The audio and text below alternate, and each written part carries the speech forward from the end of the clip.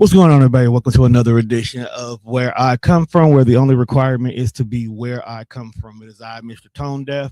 We are back in the building on this beautiful day here in the city of Milwaukee. And I know I've been away for a minute, but if you've been keeping track of anything and everything I've been doing right now, your boy's been busy, okay? But it's a good thing. So you're going to definitely see more of me in the upcoming months, more content, more live streams, more just helping you help you. So today I am joined by a very beautiful, lovely guest. You're actually going to see more from her pretty soon as well, too, because this upcoming Saturday at the Black Business Expo, myself, along with Savannah Burks of Lupus Has No Face, will be doing small candid interviews of members of the Black Business Expo panel, and she is definitely going to be one of them.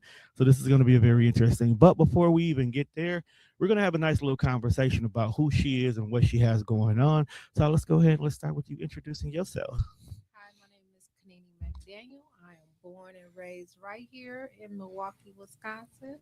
I'm currently a business relationship manager for BMO Bank, and I am a published author. Okay. Shout out to this public authors out here. As you can see, her book is right here. We're going to talk a little bit more about it in a minute. But what is a public relationship officer?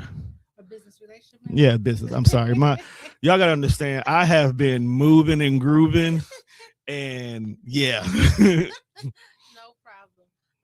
So my goal is to work with businesses, Okay. to make sure they have the resources they need to, grow or to actually become a business. Like Okay. sometimes some business owners don't even know where to get started. Exactly. So I help them find out, where to get started and what resources you need as a Okay. business to operate and thrive. Okay.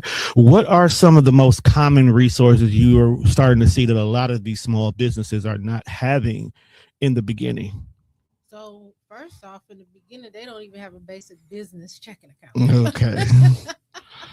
um, so it's or even a business plan, a Mm, business structure.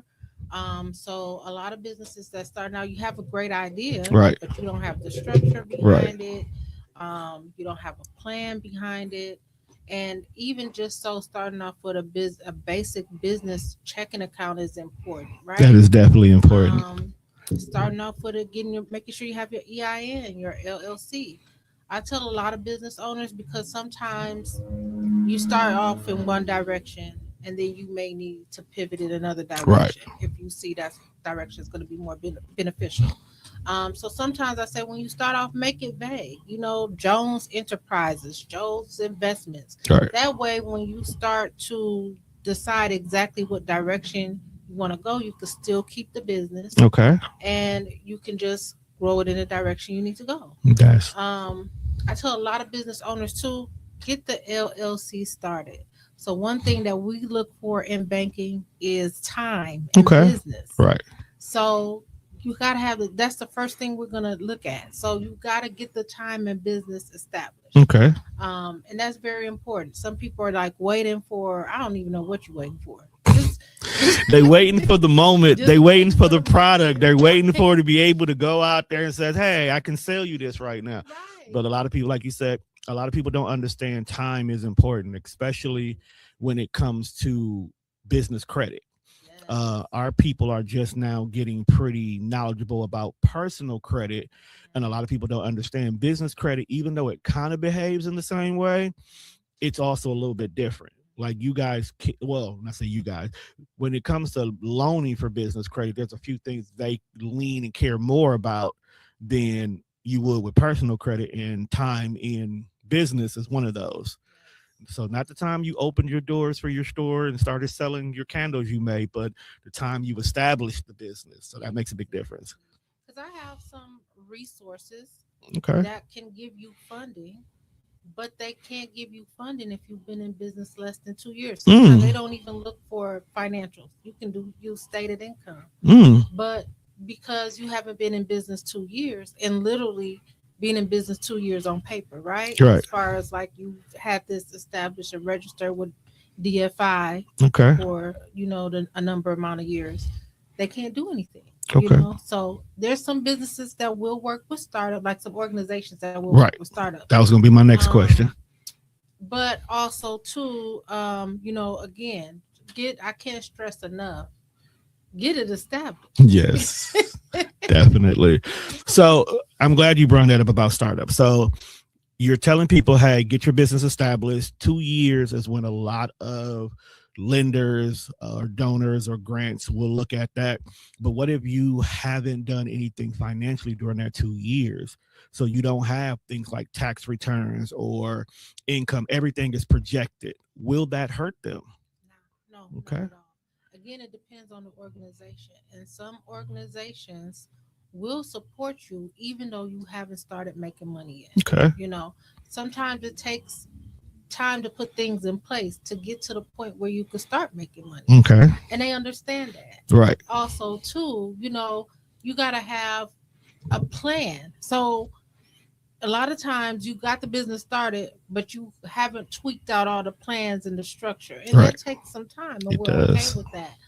But, you know, it's about making sure you have that plan in place. And once you have that plan in place, you have the projections.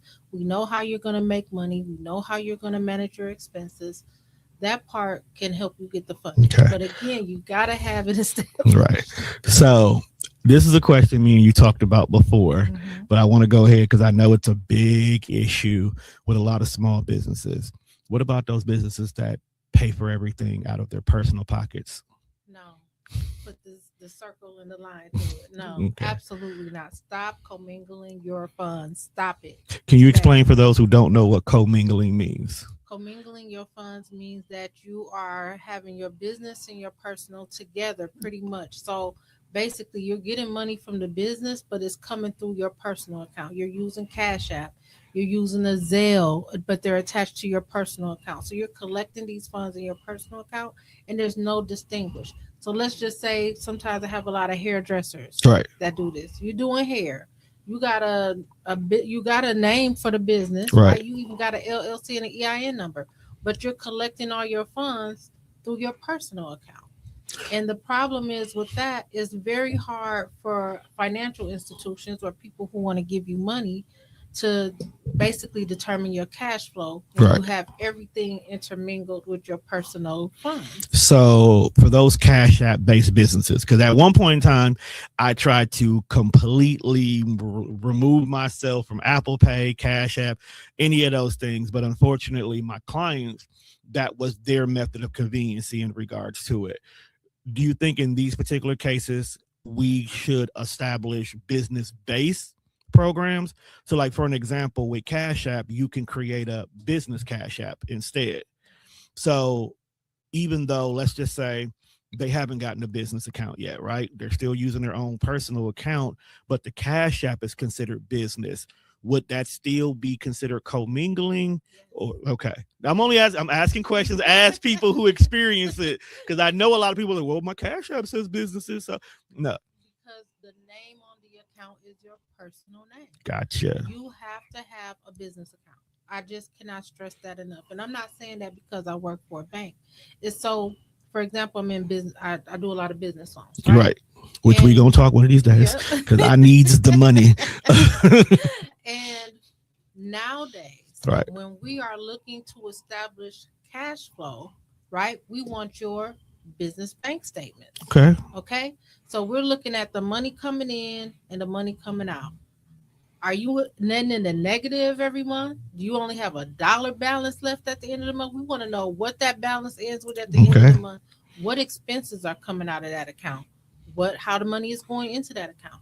So and it has to be match the business name Right. too, you know? So that's the only way we're able to say, okay, this is how your cash flow is going by seeing that money going in the business account.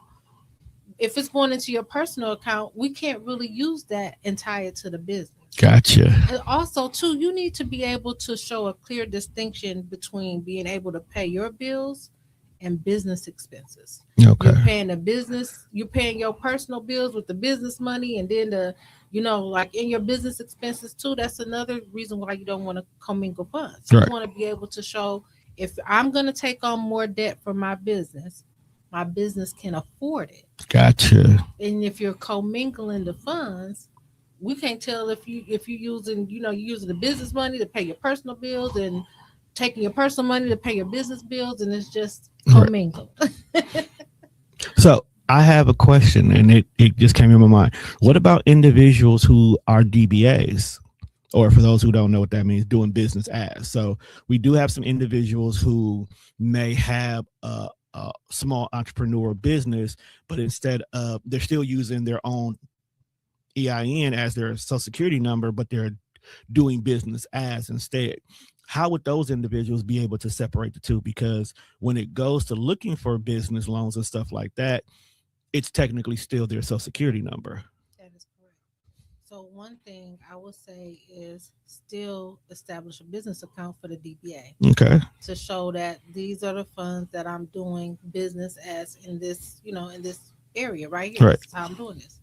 Um, and then, my question, what's stopping you from getting that EIN number and getting the business established as a LLC or whatever the case may be? Like, there's tax benefits to that. Okay. Now, I'm one of those people. I say everybody stay in their lane, right? Right.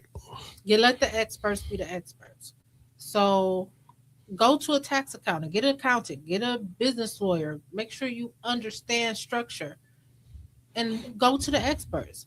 I can tell you what I know just based on being in the business, but Right. I'm not the expert. You know what I'm Okay. saying? So when it comes to your own individual tax situation, you should talk with an accountant to know the benefits, why it's important to set up an LLC versus your EIN.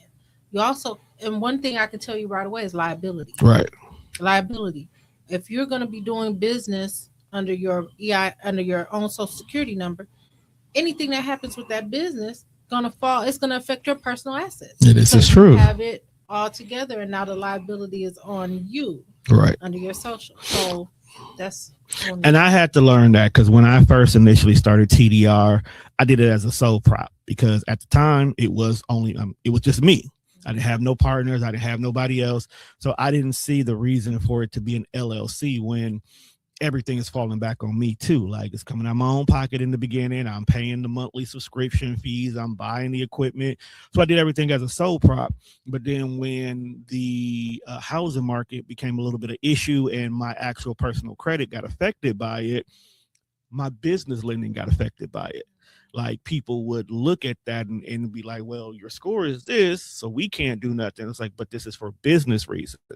So I had to eventually change it over to be its own entity. And now I have two different EINs in regards to it. I have the original one that's considered a sole prop, but then I have the LLC for the business in regards to it. And my biggest difficulty I'm having with the business LLC right now, it doesn't have a score. It's still sitting literally as if nothing's ever been linked against it. And I know this is going to be a common issue for a lot of small businesses who are starting up because you're just now technically starting a business. How do we help improve the business side of our credit? So I always say, as a business owner, starting off with a small business, the first opportunity to get any type of financing and start establishing business credit is usually through like a business credit card. Okay. And now there's other ways that you can like Duns and Bradley and establish business credit that way. But I can't also, another thing I have to stress the importance of is working on your personal credit. Right. Because as a business owner, until you get to commercial level where your business is grossing in the millions and you can use assets Right. leverage, you're going to be a personal guarantor. Okay. And if your personal credit is not substantial, if it's bad, you got collections, you got judgments against you, it's going to be very hard for you to get financing. Okay. And if you do get financing from anyone, your interest rates are going to be extremely high.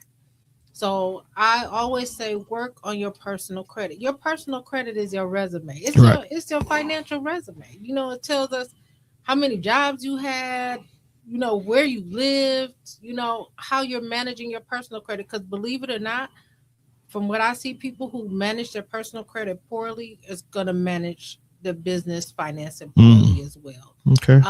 But I always say start with a business credit card. Some businesses or some financial institution, you can also get a vehicle just under your business EIN number. It doesn't even have to. It won't report on your personal credit, or they don't look at that as well. And that's again if you need that. You know what Okay. I'm saying? It's got to work for the business. It's got to be a business need for that. Right. But a lot of times too, and the reason why I said business credit card is because most institutions you can have 0 years in business and get a business credit card. Right. Now, one thing I have been finding out is it's harder. They're making it a little bit harder nowadays to get a business credit card if your location is home based. So you might Mm. have to look at setting up a virtual space, Mm. So that's Okay. that's Well, another we're not going to talk about this too much more because we want y'all to actually come out to the Milwaukee Black Business Expo yes. February 28th, where they will actually be on stage talking about why they are bosses and what they do as we celebrate Black excellence and of course beautiful women as well too, because the panel is all women including the, okay, so you definitely want to talk about. So let's pivot a little bit because you're more than just BMO Harris. You're also a very important person at a very important organization here in the city of Milwaukee called the Running Rebels.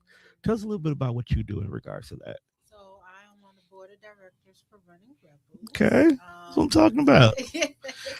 I got involved with the Running Rebels actually through BMO, and they Okay. were a client that I was working with, and just going and seeing everything that it was. I was just so like hurt that I didn't know about the Running Rebels growing up, and they're just an amazing organization. Yes, They they do are. so much for the youth in our community, in Milwaukee, and they're always doing something. They have a whole music studio. Yes, shout out to Quentin, Sir Quentin, best of the best. If you know, he's over there managing majority a lot of the things over there. He's also part of the panel MKE, which is something I'm also a part of. He also does podcasting over there. So if you can't fit in my schedule, definitely go holler at Quentin. He got you too. Yes, they're offering a few men's Mm-hmm. classes. They have cook-offs. They have resource events They right there on do. the I popped into a few of them on Saturdays because Saturdays is usually a busy day, but I may have a random day or two where there's nothing going on for like 4 hours, and there's always something going on. There's literally a straight line down from here at the studio. Very, very helpful, very, very resourceful. I think I popped in one day when they were doing a panel discussion about men and prostate cancers and better health in regards to that, and learned a few things there. So, as a man who is getting close to that required age where I got to turn my head and cough, um, I learned I don't have to do that. There's options, there's other alternatives in regards to that. But of course, I wouldn't have learned that had I not popped in there to support the guys and ladies over there in regards to that. So they are definitely needed. We grew up in an era where we had things like Northcott Neighborhood Center, Levon Ways Boys and Girls Club, things like that, where we used to have our safe spaces. So to know that there's still those kind of safe spaces out there for the current generation, I'm always down to support for no matter what it is when it comes to them. But definitely make sure y'all check them out. Running Rebels. They're on all social media platforms. Just go see. You know what? If you ain't got to do pop in, I guarantee you they got something going on that can help you every weekend. But before we go any further, you are also an author. Yes. Okay. You created this amazing book right here in front of me. And it's so funny because I've seen her book before and I didn't know what it was about at first because when I seen the cover, it definitely gave me the Black Renaissance kind of a vibe to it. And it was like Blinded by Pride. But when I really looked at the title, it's like, hold on. There's a lot more to this. So when I found out that you were the actual author, because you don't have your government name on it, you have your pseudonym on there instead. And I found that was your book. I said, no, we got to talk about this. We got to talk about this. So Blinded by Pride, 25 years a clown. How did we get here? How did we get here? So we got here because basically when I got divorced, I did some self reflection. Okay. I did some self-reflecting and I did some praying, right? Okay. And I just had to figure out like how did I get to this point? Like what did I miss, you know? And when I really started to dig in deep, so around the time when I was like, okay, I gotta separate, I gotta go my separate ways, it was a little bit like doing COVID, little after COVID. Right. So I really couldn't at that time everybody was having some sort of issues Yes. and you couldn't really get in to see a therapist. You really couldn't get in to see a good therapist. And so I started doing some self therapy Right. through like looking at some YouTube videos. And it's just like when you really start praying and asking God the right things, like Right. sometimes we just be praying and we don't be really Just specific say, about it. look, We I just be I saying need you to stuff. help me pay my bill. No, no, Lord, I need you to help pay my car note, My we and energy. my we You know energy what I'm bills. saying? Like It's okay. You can pay that other credit card. I got it. That's cool. But I need the car note too. right. Usually we be praying like, Lord, show me a sign. And then And then don't see the you sign. don't The see sign is there. You don't know what to look for. You got to be exactly. specific with You him. gotta be specific. And I started being specific, Right. like what I was looking for. And I'm telling you, when you ask, you will receive. You will. You just got to Just be ready. you gotta be ready. And so I started started watching these videos that was like, okay, it was more on like these are some things you should have did, like some Right. self accountability type things. And so like I started like through the last of my relationship, I was like journaling. Right. And I just kept like writing down like just kept hearing red flags, red flags, red flags, and clown, clown, clown. And I'm like, what is it with this clown? Like, what's this clown? You know what I'm saying? I didn't understand it, but I'm just writing in my journal. And I'm talking to people about my concept of the book, but I still didn't even understand it yet. Like, Right. what am I actually trying to say here? And again, I had to go to God in prayer. You know what I'm Right. saying? Like, what am I actually trying to say? And I'll never forget. So one, I started to get restless because I'm a serial entrepreneur. I got Right. so many business You ideas. do. I do. I even had to go see a business coach. Shout out to Crystal. She got me together. So I want y'all to okay. So first and foremost, before you go any further, shout out to you, Crystal, because Crystal's my business coach too. Crystal is also the reason why I'm a business coach now. Yeah.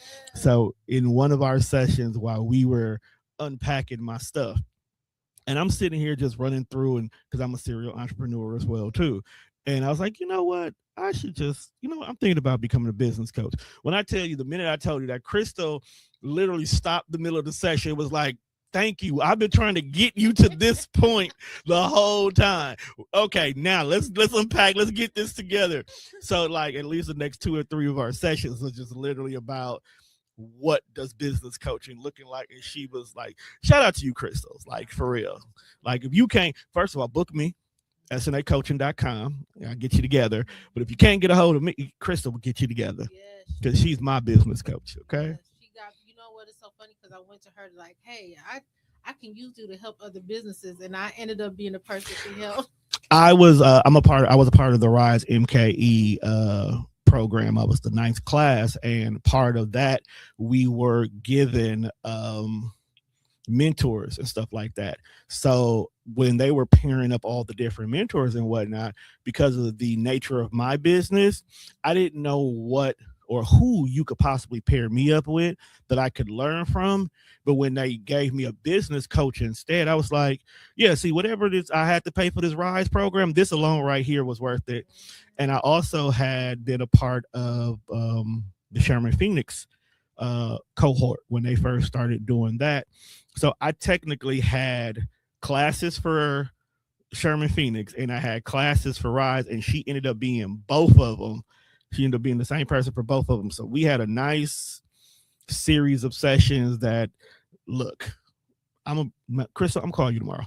Okay. I'm gonna call you tomorrow. Okay. That's all I gotta say. Get you. I don't care. I I'll say this right now. Whether you have been in business for 15 years or 5 minutes, get you a coach, get you a mentor, get you an advisor. Okay. And then get you some business besties.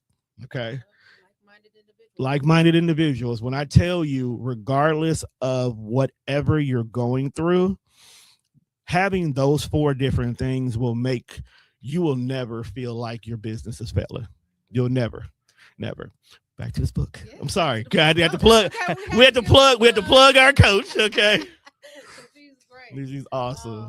So yeah, and I was talking to her about all my ideas, and I actually was gonna move with a pet business because I love my dog, Okay. but I just couldn't. I remember one day I couldn't sleep, and I just got up and I just started writing out the chapters of this book. Right. So once I got done with writing the chapters and the concept, and I'm just like, what is this clown about? And I literally logged on to one of my YouTube coaches, and it was right there because I went to prayer. Right. And she said, "A clown is a willing fool." Mm. Like, Mm. there we go. There we go. Because that just makes so much sense. Like a clown is a willing fool. It is. You're just willing to be a fool for love most of the time. That's what it is. Good. And then, I was like, okay, so then I'm looking for more answers. And she said, because of your pride. A lot of times you stick to stuff because of pride. You don't want to fail. You didn't hype stuff up so much, and it's hard to say, dang, that really wasn't it. I was really hiding stuff behind it. I was really suffering. I was really crying at night, but when I was out here presenting myself, we was the Jay-Z and Beyonce. Not that we want to be that anymore because they're in the FD files. But we're not gonna test that. but they probably are. Okay. But it was like, always presenting yourself to be that it couple, right? So it was just very hard when you came to the realization, like, you've been ignoring things to play a certain role and present yourself a certain way. You was willing to be a fool for love. So that was a realization for me, and I'm like, I gotta get this. I gotta tell people about this. You know what's funny? And as I'm listening to you explain the book, even though the whole purpose of you writing this book is tied to relationships, it can be the same thing for business owners too. Absolutely. We get to this point in time where we don't want to seem like we're failing, but the realization is sometimes you have to let it go. There's a lot of businesses out here who refuse to change with the time because they want to stick with their pride or what they intend to be at, or even accept the fact that you're losing more money than you're making just trying to keep these doors open. And we will burn our whole entire relationships, families, finances to the ground just trying to make something work, especially if it's already a family business. Family businesses I've seen the most where people refuse to just say this is not working anymore because they don't want that tarnished legacy that, oh, the business was good when grandpa and pops had it, but all of a sudden now you got it and it's not surviving. It's like, no, it has nothing to do with this person having it. The economy changed, the needs changed, the market changed, the location is not working like it used to be. Everything around it is not making it be conducive for us to keep doing it. But the great thing about that is when you learn to let it go, you can find better, both relationship and business, because maybe this candle business is not what you need, but during the process of you learning about candle business, you found out that coloring books are better for you.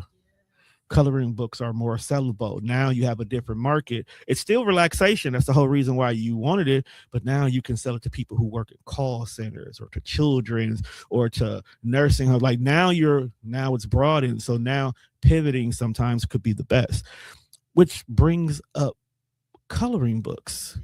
When you made this book, you have a companion that goes along with it. What's this companion and why do we have it? So I have these coloring pencils, and the reason being is because I wanted this book to be interactive. Right. So my actual target audience is the youth, right? Okay. I feel like right now they get so much bad information. Definitely.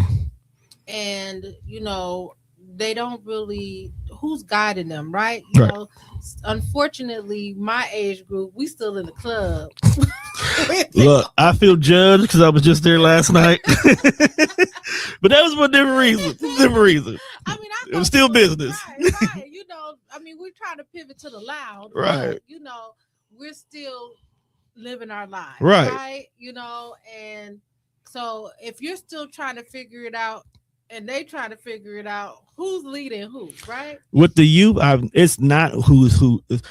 Even though we're trying to find ourselves again, I think we're trying to find our fun side, because if you was born in the 80s, we had keys around our necks and we took care of ourselves and we were adulting before we were supposed to adult, because our parents had to be serious adults. So now we're just trying to find that second childhood. But unfortunately, the kids, they're not coming to us for those informations anymore. They're going to each other. They're going to social media.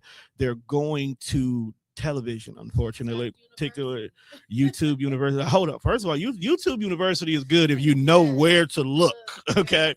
But they're not always looking in the right places. So stuff like this is definitely very important, and just putting it in their faces is very important as well, too. So back to the book.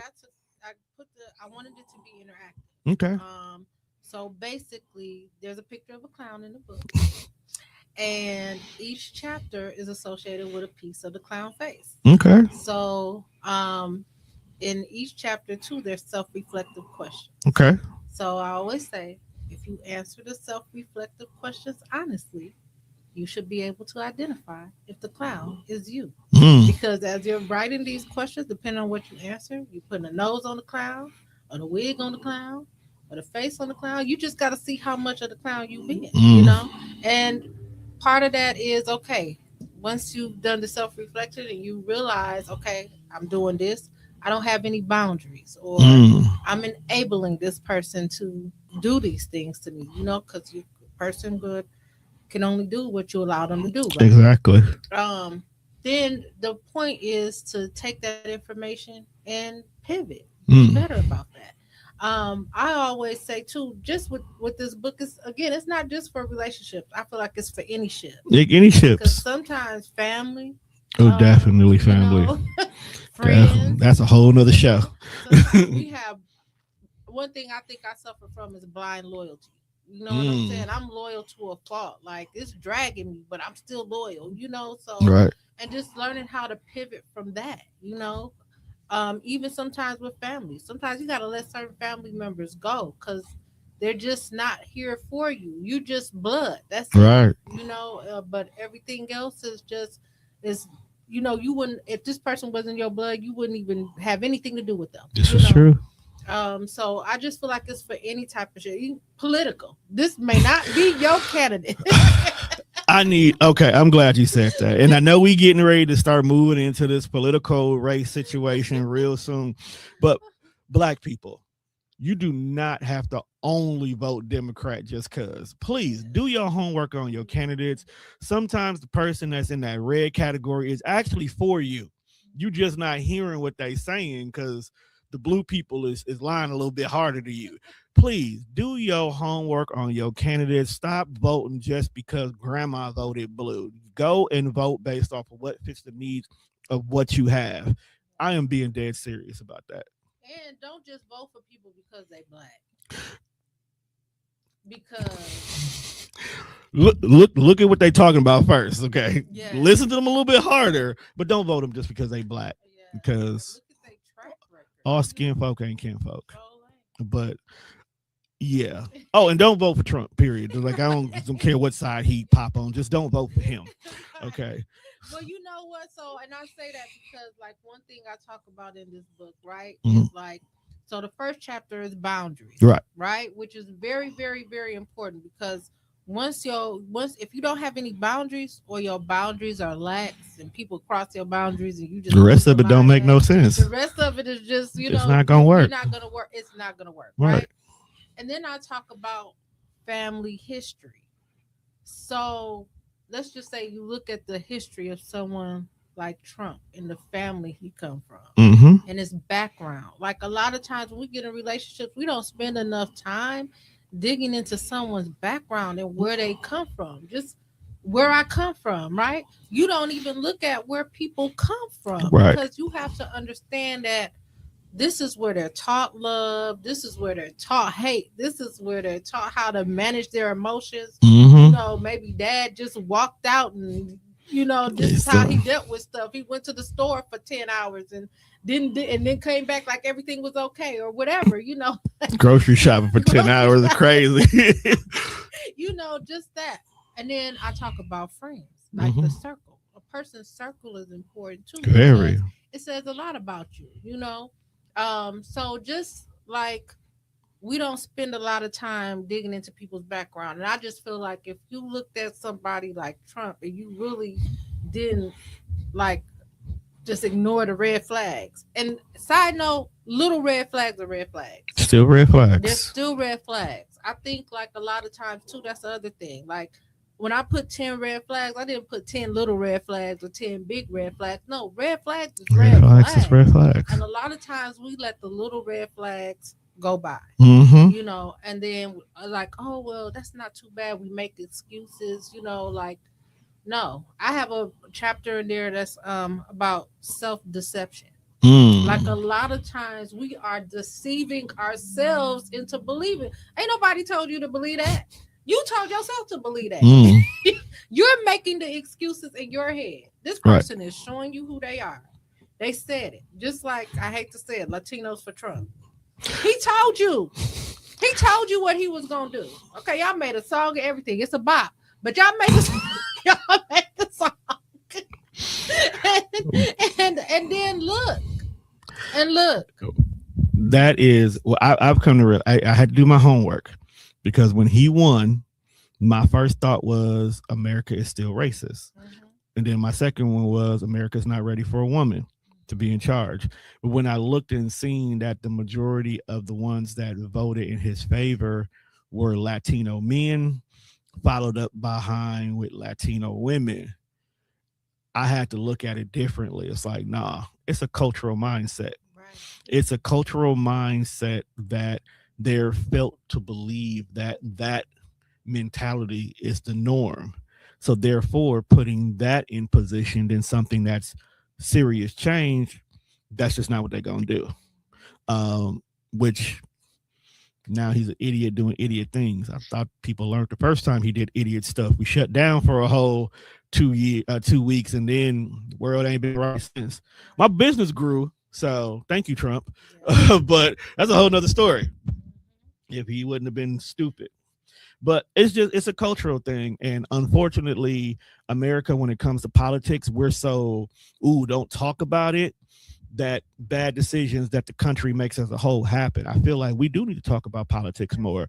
I think we do need to have those open, honest conversations and actually make our politicians truly back up what they say. Because if you look at political campaigns right now, not a single politic talks about what they stand for anymore. All they do is point out what the other person done did wrong, whether it's true or not. And it's more about, well, I'm the lesser of two evil. Vote for me, more so than, yeah, you put me in office, this is what I'll do. Exactly. It's to the point where I don't even look at political campaigns no more because it's never going to be you telling what you're going to do, because if you say, hey, you get me in office, I'll fix the food crisis in the city of Milwaukee so there's not so many food deserts. We're going to hold you accountable for that. Right. But if you sit here and say, well, that person over there voted for the time when they wanted to close the grocery stores on North Avenue. Oh, we don't like you. So we're going to vote for this person instead. And now that person doesn't even have to fix the issue on North Avenue with the food desert. They could just be like, okay, well, y'all voted me because y'all didn't like he closed it. And we got to change the way we look at politics as a whole I agree. because of that. I agree. And we need, I don't know how we can get to this place, but we need to start holding them accountable. We actually need to start showing up in these spaces where they're required to talk. We need to start the minute you find out somebody is running for a particular office, letters, emails, campaigns, conversations need to be start generated at this individual. If you're finding out that, candidate John Doe is going to be in Greenfield this weekend talking at this restaurant, you need to be at that restaurant. Ask the questions that matter. Bombard them with that. Force it to be in front of them, because now it's to the point where they only talk about big things that really don't affect the ground level too often. Also, we actually need to figure out what the chain of command and politics look like in our city. Like, a lot of people don't know what an alderman really supposed to do. A lot of people don't know who their alderman is. They know the name of a popular alderman, but that's not your alderman. You know what I'm saying? So a lot of people don't know who to hold accountable first. And I feel like that's a two-way street, though. Those people who are in these political positions need to let their faces be known and let them know, I'm your person or your point of interest. Let's get these things. You can have Lisbon full of potholes, but Lisbon ain't never going to be fixed if you don't tell the person in charge of Lisbon what's going on over here. But you'll just go and continue to keep paying for new tires and new axles, when easily all it takes is a bunch of y'all to come together, get on the city and says, look, you got to fix this over here, or else we're going to vote somebody else to be in your spot. Exactly. It's just be that, and people don't understand. It's just that simple. Yeah. It's just that simple. But I don't want to keep you here too much longer. Definitely make sure you guys go ahead and pick up the book. Where can we find this book at? So this book is on Amazon. It's on Barnes & Noble, online. You can pretty much Google it. You can find this book everywhere. So. It's actually true. Because when I was getting ready to put together a review and whatnot, this book was everywhere. See, but I ain't got to go buy it because I got blessed with my own signed copy. So I have one already, but go get yours. Also, people, make sure you come out this Saturday, February 28th. We are at the Zufari at the county zoo, where we're doing the third annual Black Business Expo. There's over 60 vendors that will be there. So you definitely want to go there. There's panelists that you want to sit down and have a conversation with them. Come talk to me. I got a lot going on, so I'll be there too, as well. We have live entertainment. Just come out and support all these Black businesses. There's a lot of amazing Black businesses that will be there. I was looking at the list the other day, and there's so many of my friends that are a part of it that I didn't even know that they signed up for. So I'm excited. We're talking about thousands of people coming to literally support so many different businesses in regards to that. But outside of that, how can they get a hold of you in regards to if they want to, come visit you at BMO and help them get their lives together? Because we need some loans out here. We need to get people. We do. I'm always hosting some events for business owners. So usually advertising that on my Facebook, on my Instagram. Also too, I'm located on the 75th and 76th and North Avenue branch. Yeah. Call there, call the number there. They'll get you in contact with me. My email address, kanini.mcdaniel@bmo.com. So email me, let me know if you need an appointment, you need some help. I'm more than happy to help you. I got resources. Okay. So I'm the type of person where if it doesn't work for, if I can't make it work for you at BMO, I know somebody who can make it work. Exactly. That's one thing I can't say about BMO. They do work together. So with that being said, people, thank you for tuning in to another episode of Where I Come From. Make sure you like, share, subscribe. Check us out on all streaming platforms, Spreaker, Spotify, iHeartRadio, or wherever else you listen to your podcast at. Check out past episodes on our YouTube channel, Where I Come From MKE. And with that being said, people, we are out of here. Peace. This is where I gotta get up.